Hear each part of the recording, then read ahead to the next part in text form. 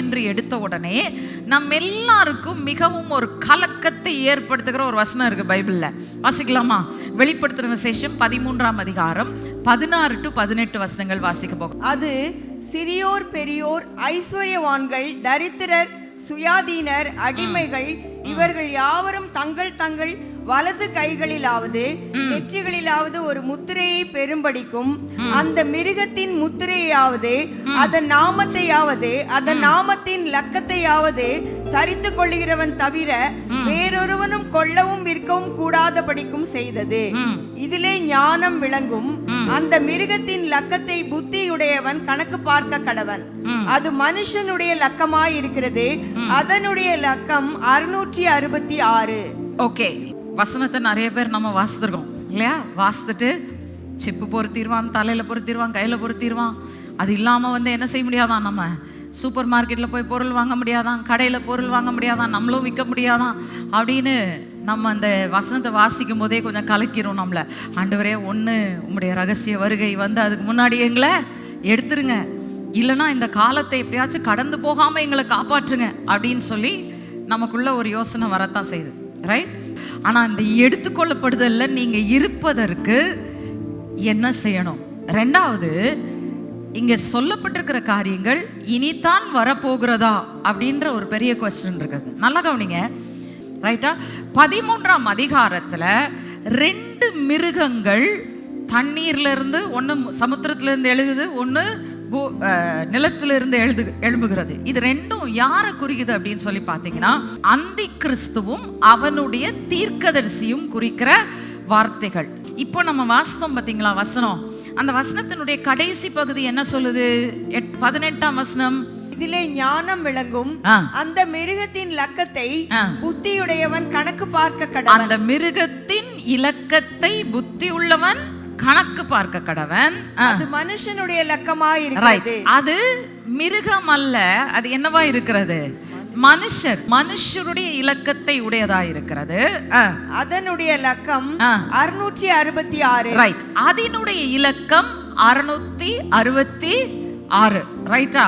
So 666 எங்க பார்த்தாலும் உடனே நம்ம கார்ல அந்த நம்பர் வந்தா கூட வேண்டாம், ஐயோ இது என்ன அந்தி கிறிஸ்துவோடைய நம்பரை போட்டு வச்சிருக்காங்க அப்படின்னு நம்ம சொல்லுவோம். இப்போ இந்த அந்தி கிறிஸ்து என்பவன் யாரா இருப்பான் என்று சொன்னால், he will be a politician, ஒரு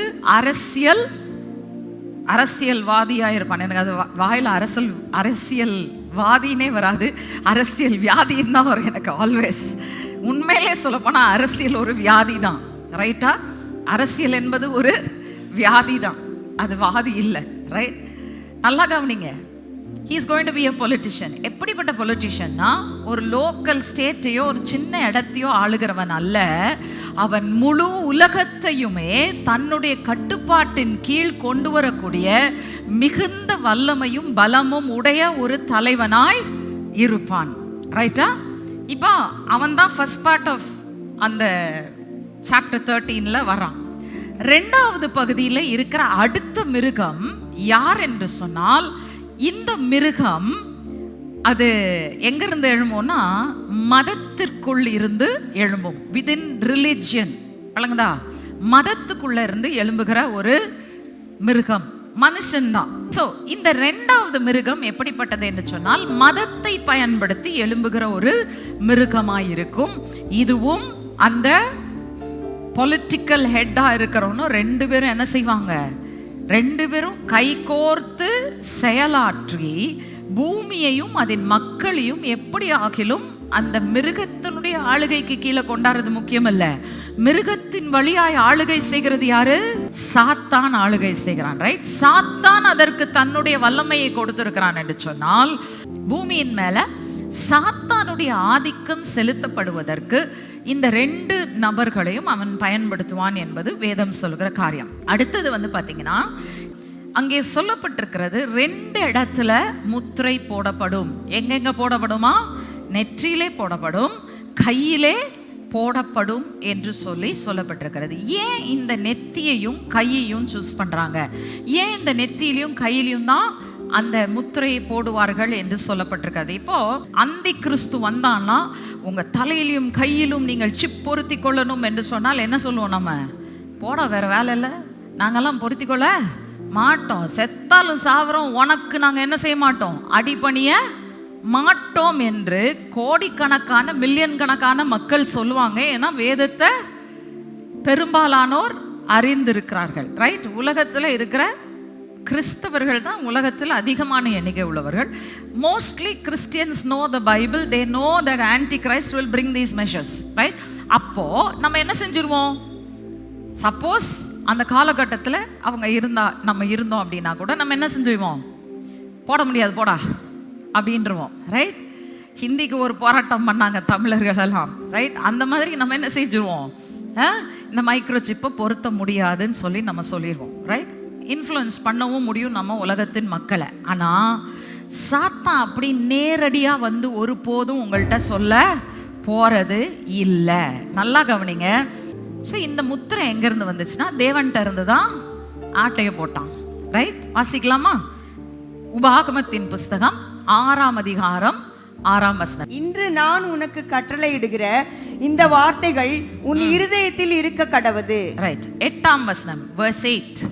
அவைகளை உன் கையின் மேல் அடையாளமாக கட்டிக்கொள்வாயாக, அவைகள் உன் கண்களுக்கு நடுவே ஞாபக குறியாய் இருக்க கடவது. ரைட்? இங்க என்ன சொல்லுகிறது, நான் உனக்கு கட்டளையிடுகிற வார்த்தைகள். உபாகமத்தில் என்ன வார்த்தைகள் கட்டளையிடப்பட்டது? மோசேக்கு தேவன் கொடுத்த நியாயப்பிரமாணத்தில் இருக்கிற கட்டளைகளை குறித்து தான் ஆண்டவர் பேசிக் கொண்டிருக்கிறார். இப்போ நியாயப்பிரமாணம் என்பது தேவன் பழைய ஏற்பாட்டில் இருந்த இஸ்ரவேல் மக்களோடு கூட பண்ணின உடன்படிக்கை. வாசிக்கலாமா? உபாகமத்தின் புஸ்தகம் 11ஆம் அதிகாரம் 19ஆம் வசனம் தமிழ்ல. If you're reading in English, it is Deuteronomy chapter 11 verse 18. நீங்கள் என் வார்த்தைகளை உங்கள் இருதயத்திலும் உங்கள் ஆத்மாவிலும் பதித்து அவைகளை உங்கள் கையின் மேல் அடையாளமாக கட்டி உங்கள் கண்களின் நடுவே ஞாபக குறியாக வைத்து. ஓகே, என்ன சொல்லப்பட்டிருக்கிறது இங்க?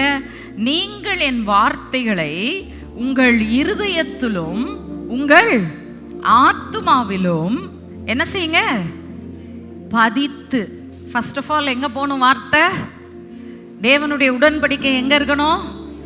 இருதயத்திலும் ஆத்துமாவிலும். அப்படின்னா என்ன சொல்றாரு?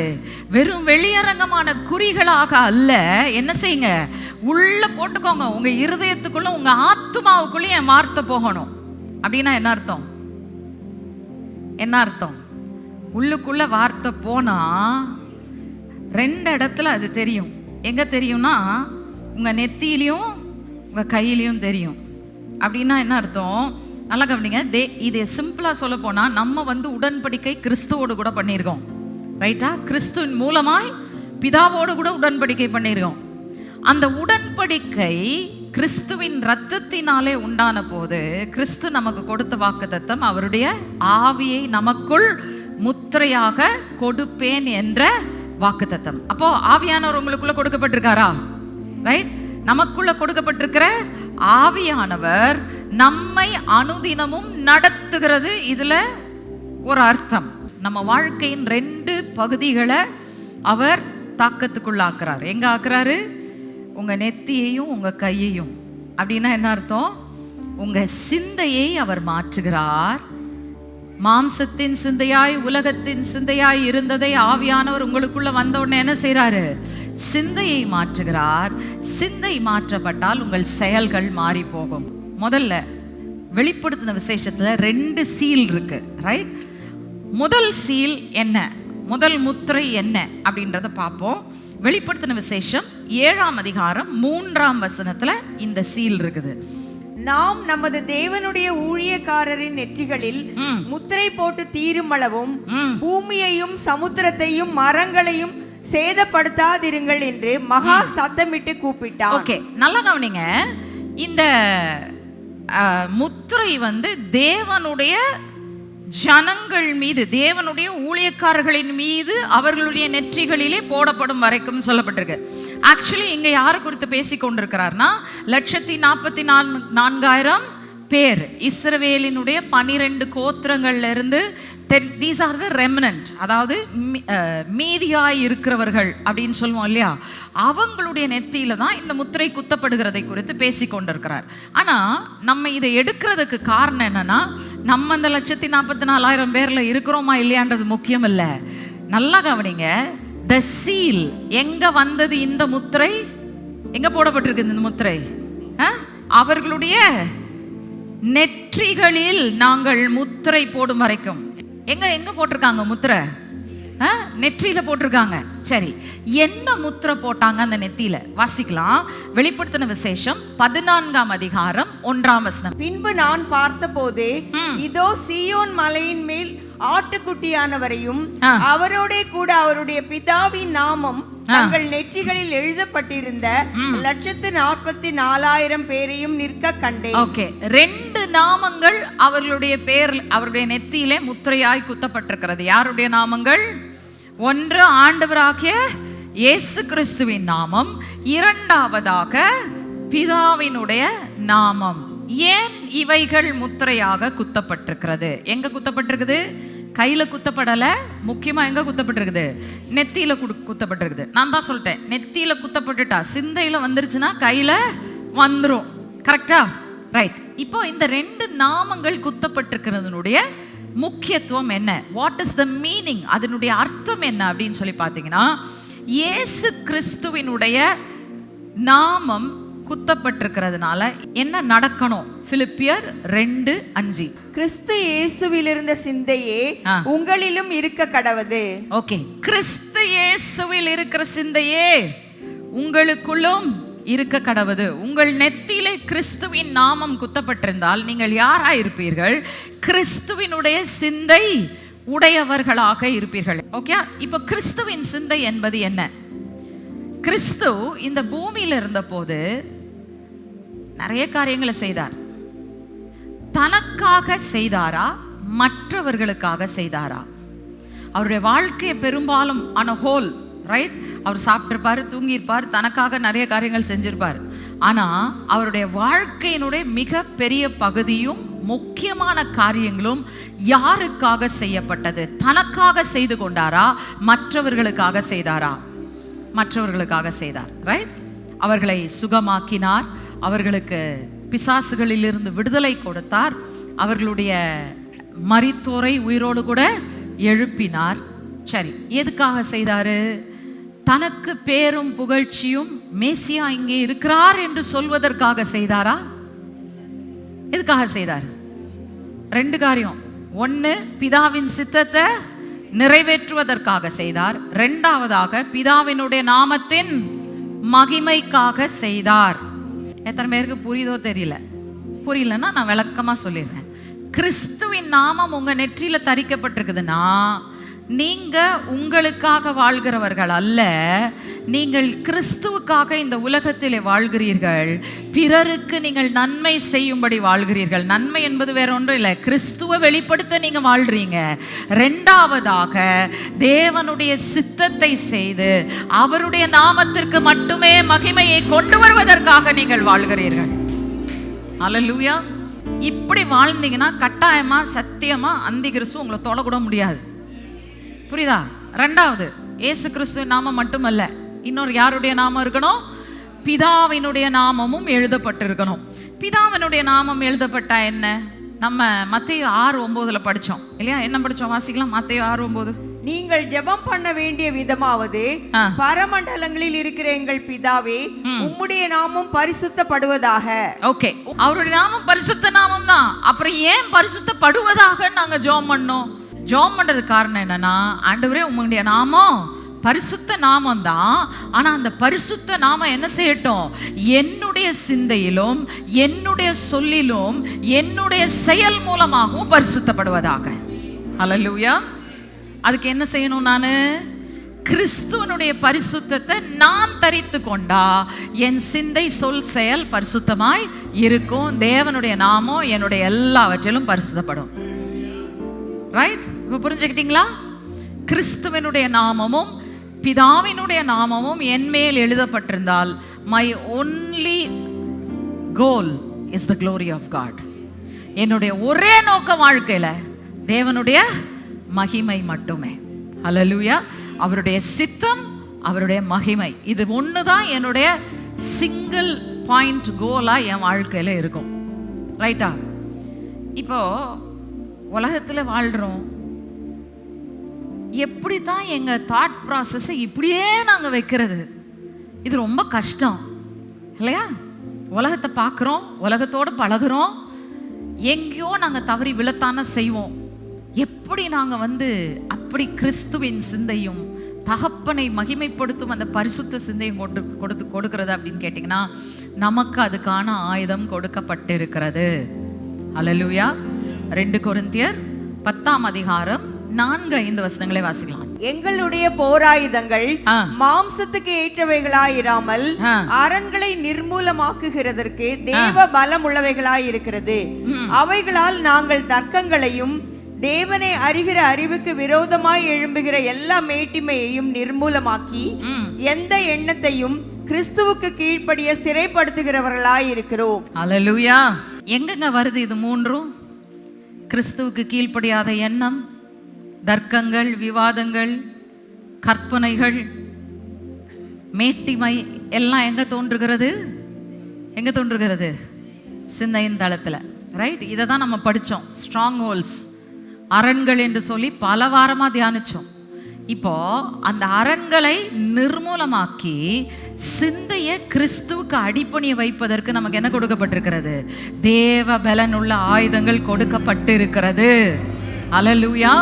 ஆகவே செய்ய முடியாத ஆண்டவரே, என்ன இவ்வளோ பயங்கரமான ஒரு டாஸ்க் எங்களுக்கு கொடுத்துட்டீங்க? உலகத்துக்குள்ள வாழ்றோம், நாங்க எப்படி உலகத்துக்கு கொஞ்சம் கூட இடம் கொடுக்காம நாங்க எப்படி வாழ்றது? ஆண்டவர் சொல்வாரு, நான் தான் தேவ பலன் உள்ள ஆயுதங்களை கொடுத்தனே, ஆயுதத்தை வச்சு என்ன பண்ண அப்படின்னு கேட்பார். வழங்குதா உங்களுக்கு? So we have the means to keep our thoughts in Christ. கிறிஸ்துவுக்குள்ளாக நம்முடைய சிந்தைகளை காத்துக்கொள்வதற்கு நமக்கு மிக முக்கியமான வழி இதுதான். வழங்குதா? வெறும் ஆசீர்வாதம் தேடினீங்கன்னா உங்க சிந்தை உள்ளக்குள்ள இருக்காது. ஆனா கடிந்து கொள்றாரா? ரொம்ப சந்தோஷம் ஆண்டவரே, கடிந்து கொள்ளுங்கப்பா. ஏன்? நான் நாசமா போக மாட்டேன், நான் இன்னும் நல்லா இருப்பேன். அல்லேலூயா. ஒன்று மட்டும் ஞாபகம் வச்சுக்கோங்க, உலகத்தாருக்கும் நமக்கு இருக்கிற வித்தியாசம் என்னன்னா, உலகத்திற்கு அழிவுக்கு ஏதுவான நியாய தீர்ப்புகள் நியமிக்கப்பட்டிருக்கிறது. உங்களுக்கும் எனக்குமோ ஜீவனுக்கு ஏதுவான சிக்ஷை நியமிக்கப்பட்டிருக்கிறது. அல்லேலூயா. உங்க முத்திரைய நீங்க எப்படி தரித்து கொள்ளணும், என்ன தரித்து கொள்ளணும்னு சொல்லிட்டேன். இப்போ நம்ம போவோம் அந்த மிருகத்தினுடைய முத்திரைக்கு. ரைட்? வெளிப்படுத்தல் 13-16. அது சிறியோர் பெரியோர், ஐஸ்வர்யவான்கள், தரித்திரர், சுயாதீனர், அடிமைகள், இவர்கள் யாவரும் தங்கள் தங்கள் வலது கைகளிலாவது நெற்றிகளிலாவது ஒரு முத்திரையை பெறும்படி. சரி, இங்க சொல்லுது யாரையும் விட்டு வைக்காதான். அவன் ஏழையா இருக்கலாம், பணக்காரனா இருக்கலாம், சின்ன பிள்ளையா இருக்கலாம், பெரியவனா இருக்கலாம். ரைட்? அல்லது அவர்கள் யாரா இருக்கலாம், அடிமையா இருக்கலாம், சுயாதீனரா இருக்கலாம். ஒருத்தரையும் விட்டு வைக்காம எல்லார் மேலேயும் முத்திரை குத்தணும்னு நினைப்பான். ரைட்? எதுக்காக? அவங்கள அந்த தலையிலையும் கையிலையும் முத்திரை குத்திட்டா தங்கள் சிந்தையாலும் செயலாலும் அவனை பின்பற்றி, அதாவது அந்த மிருகத்தை, அந்தி கிறிஸ்துவை பின்பற்றி போகும்படியாக அவர்கள் சிந்தைகளை திருப்புவான் என்று சொல்லி அங்கே சொல்லப்பட்டிருக்கிறதை நான் பார்க்கிறோம். இதுல என்ன வேதனைக்குரிய காரியம் அப்படின்னு சொல்லி கேட்டிங்கன்னா, இன்னைக்கு வெறும் உலகத்தாருடைய மனது மட்டும் அவனுடைய கையிலே இல்லை.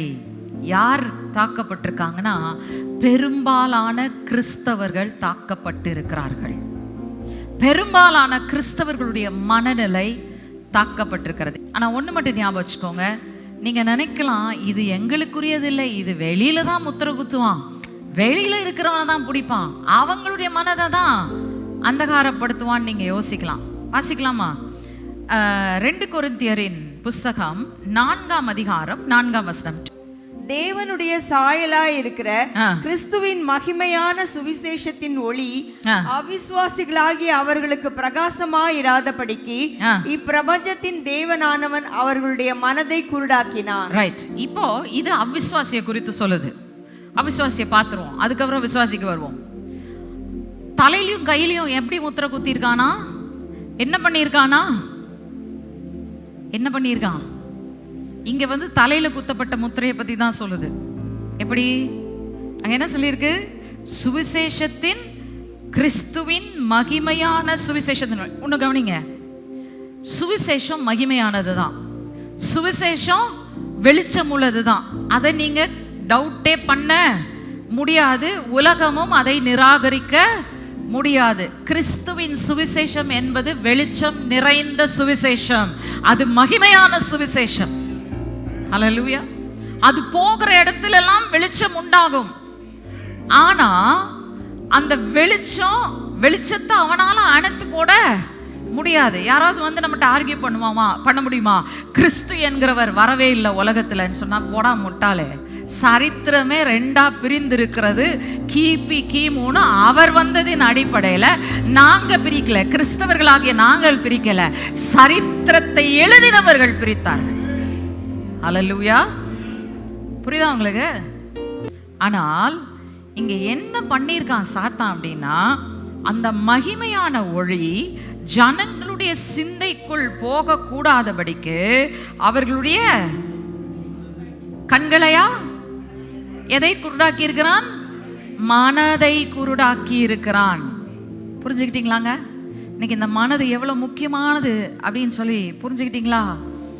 சில நேரத்தில் நம்ம யோசிப்போம், அட வெளியில போயா பாவம் செய்கிறேன், மனசுக்குள்ள தானே பாவம் செய்கிறேன், மனசுக்குள்ள தானே இதெல்லாம் யோசிக்கிறேன், மனசுக்குள்ள தானே பொறுமுறேன், யாரையும் நான் காயப்படுத்தலையே, நான் தானே மனசுக்குள்ள தானே இவங்களை திட்டிக்கிறேன் அப்படின்னு யோசிக்காதீங்க.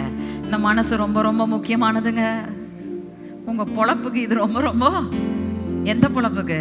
உங்க உலக பொழப்புக்கு சொல்லல, ஆவிக்குரிய ரீதியில பொழைக்கிறதுக்கு இது ரொம்ப ரொம்ப முக்கியமானது. புரியுதா? நான் சொல்றது எத்தனை பேருக்கு விளங்குது? அண்டர்ஸ்டுட்? ரைட்? அந்த மனதை குருடாக்கி விட்டான். அவிசுவாசியை பத்தி தானே சொல்லியிருக்கு. எங்களுக்கெல்லாம் இதனால என்ன பிரச்சனை அப்படின்னு நிறைய பேர் மனசு சிந்திக்க ஆரம்பிக்கிறது தெரியுது. வாசிங்க 2 தீமோத்தேயு 3ஆம் அதிகாரம் 1-5. மேலும் கடைசி நாட்களில் கொடிய காலங்கள் வரும் என்று அறிவாயாக. எப்படி எனில், மனுஷர்கள் தற்பிரியராயும் பணப்பிரியராயும் வீம்புக்காரராயும் அகந்தை உள்ளவர்களாயும் தூஷிக்கிறவர்களாயும் தாய் தகப்பன்மாருக்கு கீழ்ப்படியாதவர்களாயும் நன்றி அறியாதவர்களாயும் பரிசுத்தம் இல்லாதவர்களாயும் சுபாவ அன்பு இல்லாதவர்களாயும் இணங்காதவர்களாயும் அவதூறு செய்கிறவர்களாயும் இச்சை அடக்கம் இல்லாதவர்களாயும் கொடுமை உள்ளவர்களாயும் நல்லோரை பகைக்கிறவர்களாயும் துரோகிகளாயும் துணிகரம் உள்ளவர்களாயும் இருமாப்பு உள்ளவர்களாயும் தேவ பிரியராயிராமல் சுக போக பிரியராயும். ஒரு நிமிஷம், இப்போ இது வரைக்கும் வந்த வரைக்கும் சரி, இதெல்லாம் உலகத்துல இருக்குது, எங்கள்கிட்டலாம் இல்லைன்னு நினைக்கிறோம். ஆனா இது வரைக்கும் நான் அகப்படலைன்னா கூட அடுத்ததுல வருது பாருங்க, வாசிக்கலாம். தேவ பக்தியின் வேஷத்தை தரித்து அதன் பலனை மறுதலிக்கிறவர்களாயும் இருப்பார்கள்.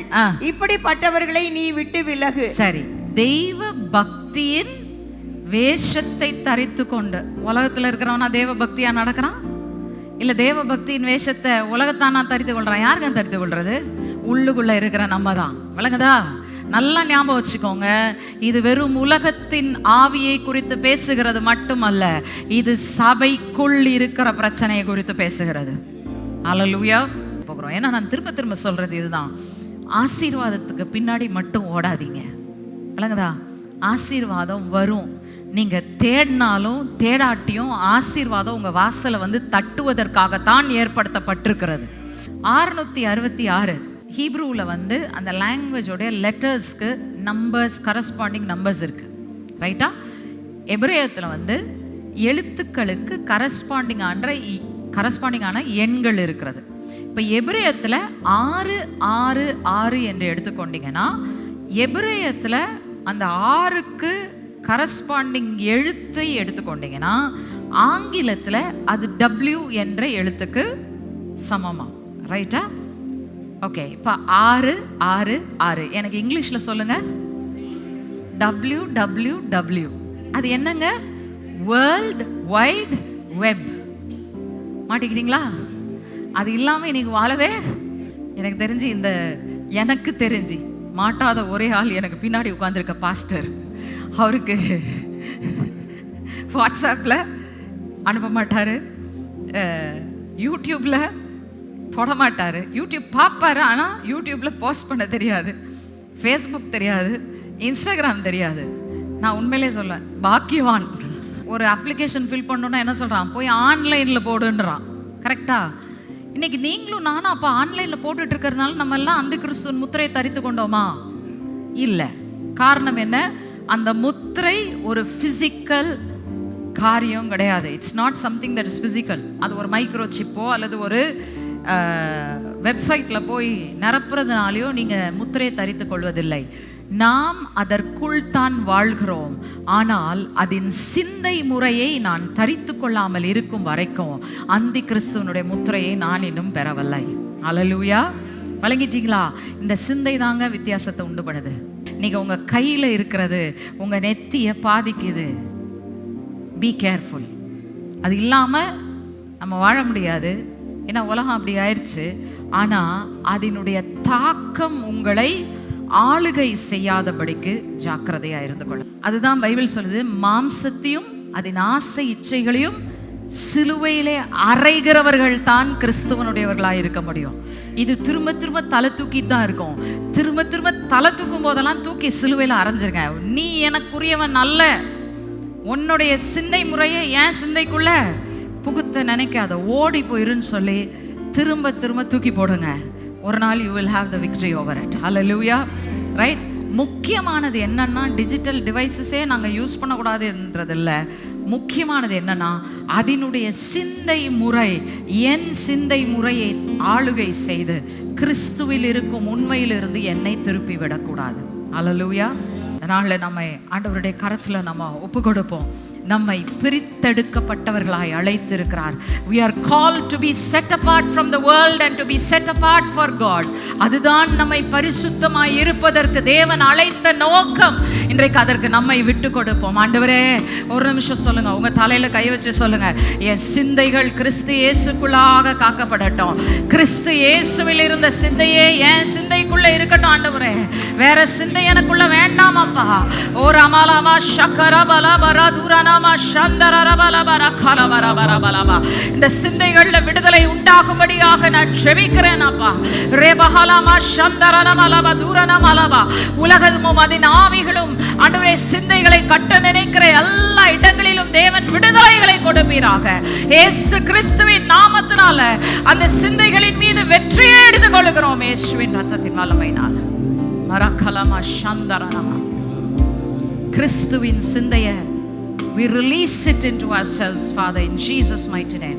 கிறிஸ்து இயேசுவில் இருந்த சிந்தையே எங்களை ஆளுகை செய்யட்டும். இயேசு கிறிஸ்துவின் நாமத்தில் ஜெபிக்கிறோம் பிதாவே. ஆமென்.